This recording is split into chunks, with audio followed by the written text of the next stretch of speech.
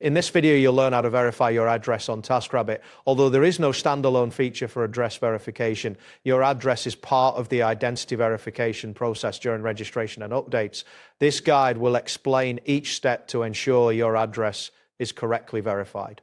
During the registration process, you will be prompted to provide your full name, home address, and date of birth. This information plays a crucial role in automatically verifying your identity through Taskrabbit's third-party partners. Make sure to enter your details accurately to facilitate the verification process. If for any reason the system is unable to verify your details automatically, you will receive an email from Taskrabbit. This email will request confirmation of your full legal name, address, date of birth, and a valid government-issued ID. It is important to respond promptly to this email to avoid any delays in your account verification. In case you need to update your address after registration, start by logging into your Taskrabbit account. Once logged in, locate the account option in the top right corner of the page.